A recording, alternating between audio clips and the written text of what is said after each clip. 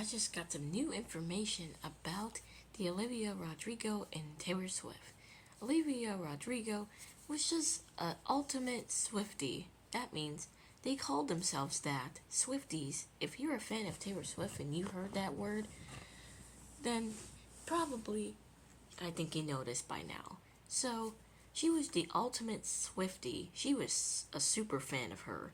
But then, and then all the Taylor Swifties was really excited that another Swiftie has came along, but and then Taylor started to like her too. But there was some weird competition. Once Olivia Rodrigo got a number one chart back in 2020 for getting number one driver's license and stuff like that, now Taylor started to get jealous. So I think that's the main reason why the friendship fell apart because Olivia started to get a little bit more successful than Taylor Swift. So I really believe that Taylor is acting really pity right now because you got millions of dollars and you're jealous of a 20-year-old. But you're 33, Taylor Swift. Yeah, you're 33 years old.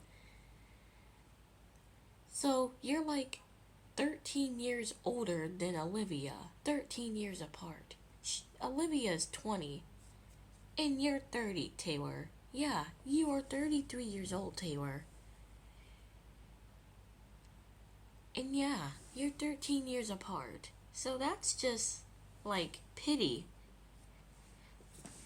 Yeah, she really wanted sympathy, but I guess most of the fans aren't gonna give her none because it's just trash. And why would you give an artist sympathy if they're acting so pity that another artist is being more successful? I never was jealous of anyone in my school.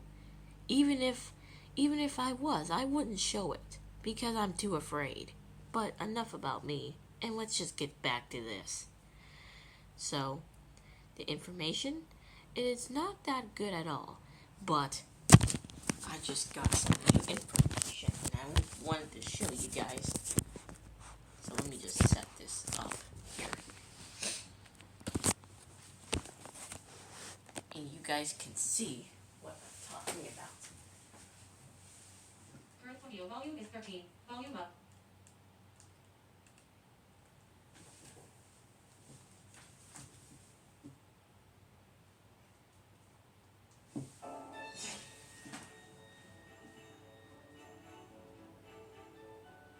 Hey everyone, and welcome back to Exposing SMG. Current audio volume is 7. Volume up. Very interesting topic. Very What interesting. happened between Taylor Swift and Olivia Rodrigo? Yeah. Now, if you're not familiar with the two, or you think that this is some silly Hollywood thing, I assure you it's not. Taylor Swift is a marketing genius, and there's a lot to learn from her and Olivia's friendship, or lack thereof. Keep watching until the end because I need you guys to answer this question. Did Taylor Swift deliberately try to block Olivia from charting and breaking her records? Yes, she tried to block Olivia from getting number one on the Billboard Hot 100 in 2020. And we'll have a blast from the past with Katy Perry. Olivia Rodrigo was well known as the ultimate Swiftie. Yep, she was an ultimate fan of Taylor Swift back then. She's the Swiftie that made it big and in return got all the Swifties to support her, including their leader, Taylor Swift herself. But what happens when a fan suddenly occupies the number one spot time after time again? And Oh, yes, she got number one time after time. Those number ones are crazy, but she still got it. it's deemed as competition. It wasn't competition, she was just doing her own stuff. Shut it all down. Yep, Taylor wanted to do it. Welcome to the story of Olivia Rodrigo and Taylor Swift's dying friendship. Or at least that's what It seems to be that Taylor and Olivia's dying friendship is really coming to a halt. it seems like. That is what I wrote in February 2022 on my blog, and time has only reiterated that statement. If you guys want some inside tea, head over there to exposingsmg.com, but for now, let's keep it strictly professional. So it seems like Taylor and Olivia's friendship was put to a halt when the shady side of the business came up and millions were on the line. It all started when it was decided that Olivia's inspiration for her hit songs actually fall underneath the umbrella of sampling and interpolation, and So after Olivia's Deja Vu went up the air and was a huge hit, I guess Taylor was a little jealous. Can't you believe that? as a result, Taylor and her writers, Haley Williams and Joshua Farrow, should be credited as writers in the songs where Olivia had They should not be credited. Why they even say that? Now, I'm the biggest fan of Olivia right here. Yeah, I'm a big fan of Olivia right there. So, yeah. I don't think she's doing anything wrong. inspiration from. This inspiration could have been the lyrics, the instruments, how the bridge flows, the tempo, whatever it was. Everything was on the line and open for them to start claiming whatever Olivia had written. This, of course, cost Olivia millions of dollars because when someone is credited as a publisher, producer, or writer, the revenue is split between the artist and everyone else who worked on the song. It's why celebrities love ghostwriters. Paramore's Haley Williams and Joshua Farrow were then included as songwriters on Good For You, in which Haley reacted to the news on her Instagram story, saying, "Our publisher is wilding right now. Why? They're about to make millions." Keep in mind that they were not originally credited. Taylor and Jack Antonoff were also credited on Deja Vu because they argued that Deja Vu included interpolation of Taylor's song Cruel Summer. Nope, that ain't true. That ain't true, guys. That's... I don't get why Taylor wants to be credited. Do you not know how Olivia has been working on herself? She's been making songs, man. And Taylor is trying to destroy that joy and kill the joy? Usually, if an artist samples something, rightful credit is given and all that business mumbo jumbo is dealt with before the record goes public. So for someone to be added on later, after the song's success, implies that they had to basically come up with a blueprint to show that this inspiration should actually be rightfully credited. This happens a lot, and you might be familiar with this in regard to Ariana Grande.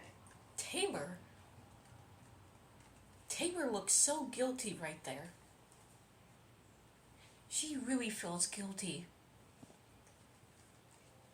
Many people accused her of taking inspiration from their work and saying that she should credit them for sampling their work. This was around the time that Ariana released Seven Rings. But eventually, nobody got added onto the credits, and it was just... Yeah, Ariana Grande is just doing her job. Nothing special. Yeah, nothing special. shrugged off. But not in the case of Olivia. And I think this case specifically has a lot to do with public opinion as well, because Misery Business went viral on TikTok due to the comparisons between Good For You. So, Yeah, that's the only copyright. Olivia Rodrigo did not do anything wrong, and there's no reason she should be punished. There's no reason. what are you gonna argue with public opinion? So obviously Olivia was probably pissed and annoyed when she was basically forced to give writing credit on her own work, because Olivia looked at it as, I was inspired, but I took something and I made it my own. And Olivia and her team basically confirmed that something went on behind the scenes that was kind of shady. This can be... Yeah. And every bite is I would be mad too if I was Olivia. to share. Buy 8 total split cups. Just landed. New sandals for summer. At DSW. can be seen in what But I would be mad too if I was Olivia. she said in her Time interview. Olivia said, "It was really frustrating to see people discredit and deny my creativity." Meanwhile, her producer Dan said, "It seems like people get funny about things when songs become really popular." Yep, that's true. So he's implying that they were only approached after the songs became popular. This led Olivia to say it was a lesson in business. To Olivia, it probably was a pressurizing situation for her, and it seemed like older artists in the game wanted to capitalize off of her. For more context, here is more of what Olivia said. At At the end of the day, I'm just really proud and happy to say that my job is being a songwriter. All music is inspired by each other. Obviously, I write all of my lyrics from my heart and my life first. I came up with the lyrics and melody for Good For You one morning in the shower. What's so beautiful about music is that it can be so inspired by music that's come out in the past. Every single artist is inspired by artists who have come before them. It's sort of a fun, beautiful sharing process. Nothing She's being really sincere about this, Olivia. in music is ever new. There are 4 chords in every song. That's the fun part, trying to make that your own. So basically, it seems like she's emphasizing that everyone gets inspiration from others and that nothing in music is ever new. She's also emphasizing that she is a songwriter and regardless of the credits, what she came up with was her own. It seems like there's a little peephole in that statement, showing us more of what went on behind the scenes. Olivia even seemed to defend herself directly from Taylor by saying, I came up with the one step forward concept and I sort of wrote a verse and a chorus. I was in the car on a road trip and when I got home, I decided to sing it over the chords of New Year's Day. I think they're really beautiful chords. I was lucky enough to get that approved and it's on the record. So she got it approved and later on, Taylor was added to the credits. See? Now Taylor's getting added to the credits. See, Taylor, you got what you want. And because Olivia was deemed as such a huge quirky fan, that narrative was easy to run with and be like, well yeah, obviously you are clearly inspired, now give me my share of the profits. That's how Taylor feels. Oh, yeah, okay, you're such a huge fan, but I want my credits. Sampling and inspiration is a very confusing thing in music because ain't nobody gonna invent a new genre or a new chord progression. A few artists also came to Olivia's defense saying that it's a gray area and basically that it's almost impossible to purely create. Current audio volume up. And if we have any musical heads watching this, weigh in the comments down below. Now after all that drama erupted, there was a change in Olivia's behavior. She was no longer the Swiftie fangirl that everybody loved her for being. She Because she's trying to be herself. stopped acting like Taylor Swift's baby and more like an artist in her own respectful light. Now it's funny because when Olivia first blew up on TikTok with Driver's License, she was recruited to promote Taylor, who was at the time releasing Fearless, Taylor's version. This was even before Olivia and Taylor officially met. Then if you look at the timeline, you start seeing that Olivia was breaking records that Taylor set, and then it seemed like Taylor started strategically releasing music around the same time as Olivia to boot her out of the top spots. See? Taylor tried releasing songs after Olivia just to kick her off the Billboard charts. That's so selfish. Why would you do that to your fan, man? That's so weird. So evil. So evil, man. This brings me to my question. Did Taylor deliberately try to block Olivia from charting and breaking her records? Yes. Yes, she did. Yes. Be honest. She did. When Olivia released Good For You in May of 2021, it debuted at number 1 on Billboard and broke multiple records. See? She released Deja Vu. It hit number 1. Now Taylor's jealous. That's how she feels. Do you not know how she feels? In June, she released her debut studio album, Sour, and that's when she broke Taylor's own records. Olivia broke the record for most songs in the top 10 at one time by a woman on Billboard's streaming songs chart. Oh boy, if Taylor would have heard that, oh, Taylor would have went psycho. Because she wanted to do it. She didn't want Olivia to do it. Because she feels like, oh, she doesn't deserve it. She feels like that, oh, I should do it. I should hit number 1. Not be on number 2. I want to be on number 1. And this surpassed Taylor's record, which was 6. Here we are in real time, and Taylor just released her Midnight album, which broke records for occupying the top 10 spots on That is something that she wanted. That has never been done before. And she released a bunch of anti-hero remixes to keep it at the #1 spot. Yeah. How weird is that? Taking a break. For having fun.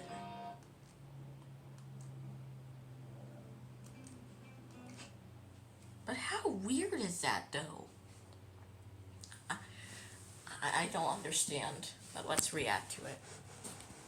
Is this Taylor trying to set new records since Olivia originally broke her old records? Yes, Taylor's trying to set new records since Olivia broke the old ones. Oh, she's thinking that, oh, I'm gonna make new ones, and I hope that Olivia doesn't try to break the records. And since everybody hates when I say something about it, no one cares. Everyone cares, obviously.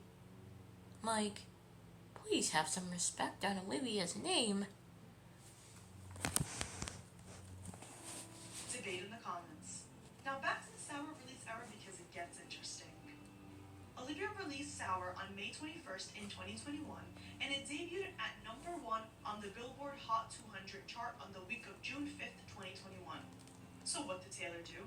She released the vinyl version of Evermore, her album which was released in December 2020, and wrote, "You can get it at your fave Indian record store, Target, Walmart, and Amazon. And if you're feeling even more generous, go ahead and stream it too." Taylor is desperate. That's why she said, oh, it's at Walmart, it's at Amazon. Oh, if you be more generous, you can stream this song too. Because she's desperate and she wants everything to come to her. Ever since I turned 12, I'm starting to learn things now. This is something that my 9-year-old self would not understand. And because of this, Evermore bumps Sour down to #2 the following week and up. Evermore by Taylor Swift. That album bumped. Let me show you. So it bumped Olivia's album right here to #2 from #1. That's what she wanted. Occupies the #1 spot despite being at number 74 the week before, and it had no chance of being anywhere near the #1 spot if it wasn't for the strategic vinyl release. The New York Times wrote at the time, Taylor Swift's Evermore vaults to #1 with a vinyl bump, taking advantage of a Billboard chart tweak in how sales of physical albums are counted. The singer-songwriter's 6-month-old album returned to the top. This was an obvious snub as That album is 6 months old. Why? Why? Why are you doing this, Taylor? Are you trying to crash Olivia down? Like, why? Why? Why?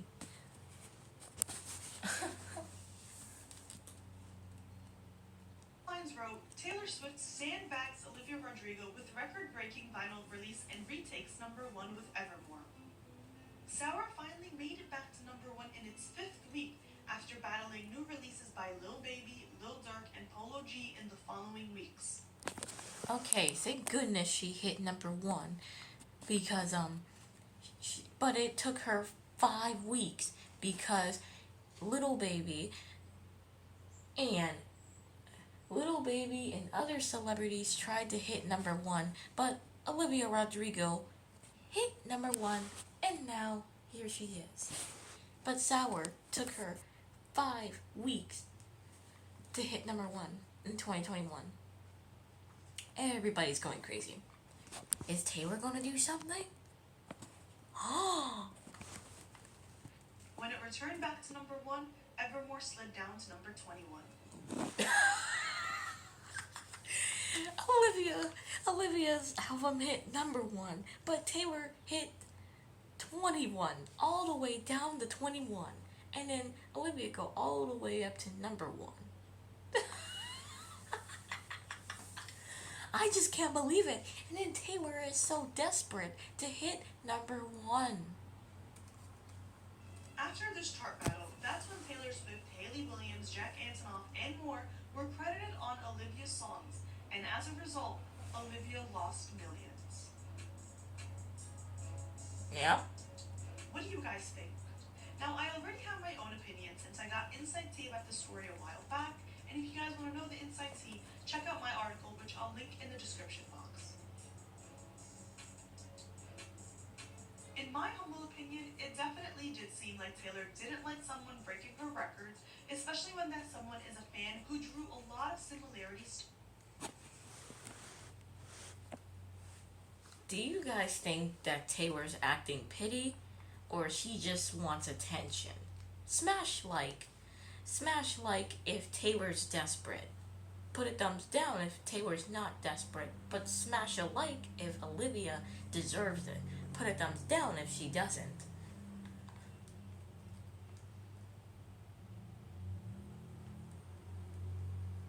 Because that's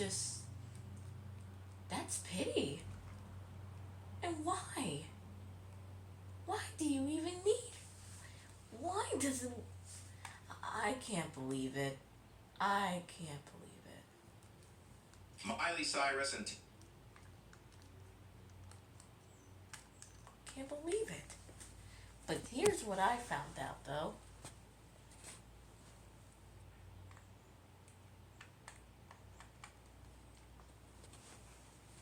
Why does Olivia Rodrigo hate Taylor Swift? Olivia grew up a Swiftie and loved Taylor's music. Taylor loved Olivia back and gifted her a special ring because she was her little prodigy. But then their relationship took a turn for the worse, and no one could have predicted what happened. Olivia released her debut album Sour, which had many nods to Taylor's music. Olivia's song Deja Vu included sounds from Taylor's Cruel Summer, and another song used chords from Taylor's track New Year's Day. Olivia was forced to add Taylor as a writer to the album, which made her lose millions of dollars in royalties. But everything else was fine until Olivia's album was nominated for Album of the Year. Taylor wanted to be credited for Olivia's Grammy success, but the Grammys said Taylor wasn't an official contributor to the album. Olivia became hurt and said Taylor was trying to discredit her creativity. She was also sad Taylor stopped acting like her big sister. But it gets crazier. When Olivia and Taylor didn't interact at the Grammys ceremony, fans speculated the two singers were enemies and never wanted to speak again.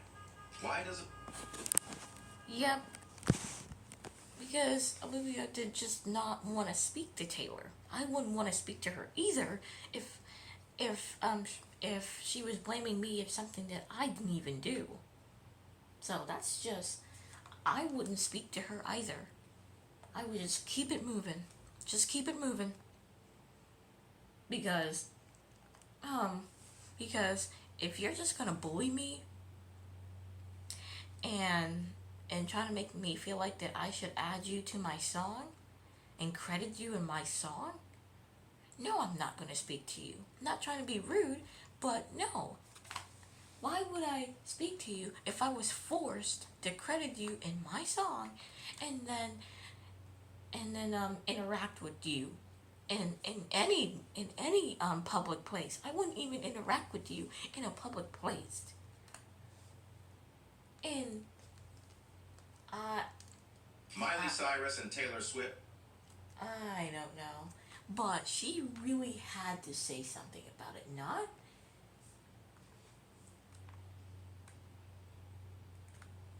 But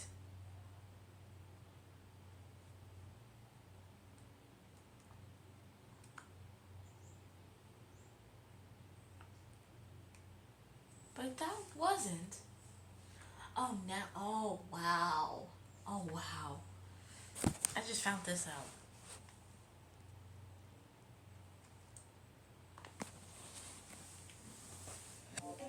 Find your next possibility on Cars.com. Where to next? If it's Hillshire, oh, hell yeah. I truly don't understand where she finds the time, first of all, but also I feel so lucky that I just was born at the right time to be able to look up. Current audio, volume up. There once was a time when Olivia Rodrigo and Taylor Swift were on the fast track to a beautiful friendship, but they have since fueled rumours of a major fallout after a series of snubs and swipes between the singers. Olivia Rodrigo made a distinct splash into the pop music scene in 2021. Olivia made no secret of the fact that she was a huge fan of Taylor Swift, even once referring to herself as the biggest Swiftie in the whole world. Much of Olivia's music was influenced by Taylor, as she strived to emulate the success. I can tell Olivia Rodrigo is so nice, but I can see where Taylor's coming from. Olivia did copy some songs from Taylor, but it was just inspiring. Not just, I'm just gonna copy her. No, it was inspiring, endearing, impulsive, mind-blowing. Kindness, that's all she wanted to do. But Taylor make it look like, oh, she's trying to steal my song. No, she isn't. She's trying to bring empathy to the song. You get what I'm saying? Success of her longtime idol. When Olivia's first single, Driver's License, climbed to the number 3 spot on the iTunes music charts, the song landed just behind 2 of Taylor's hits. Olivia expressed pure joy over being in such good company, posting a caption to her Instagram that said, "Next to Taylor on the US iTunes chart, I'm in a puddle of tears." Taylor showed her support for Olivia by commenting, "I say that's my baby and I'm proud," on her post. So, Olivia said, oh, my song fell down 2 spots on the US charts, but I'm next to my favorite hero, Taylor Swift, on the Hot 100. Oh wow, I'm in a puddle of tears. And then Taylor says, oh yeah, I feel like that's my baby right there. And I'm glad that Olivia posted this. That's what Taylor said. But now, the reason why Taylor called Olivia her baby, because Taylor knows that Olivia has been a fan of Taylor Swift for like years and years and years upon years. And I think that's the reason why Taylor gifted her a ring and called Olivia her baby. Olivia and Taylor's friendship continued to blossom later that year, when Olivia gushed over Taylor's generosity during an interview with Ryan Seacrest. "She gave me this ring because she said she wore one just like it when she wrote Red, and she wanted me to have one like it and all of this amazing stuff, and she's like, hand wrap these gifts," she said. Olivia also praised Taylor Swift during an interview with SiriusXM, referring to her as the kindest individual in the whole world.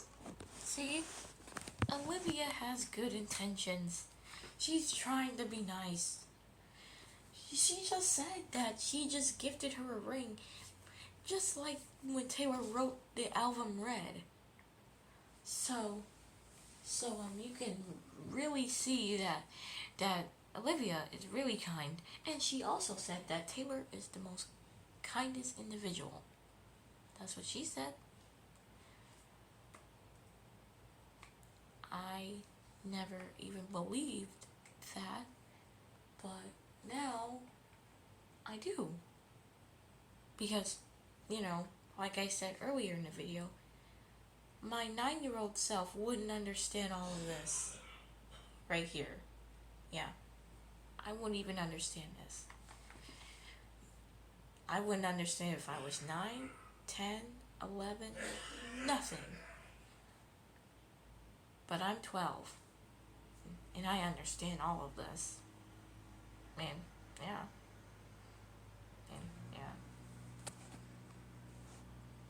Smash like if Taylor's desperate. Put a thumbs down if she's not. Smash like if Olivia really wanted to copy Taylor Swift. Or put a thumbs down. Thank you guys for watching. Hope you guys subscribe to my channel. Bye.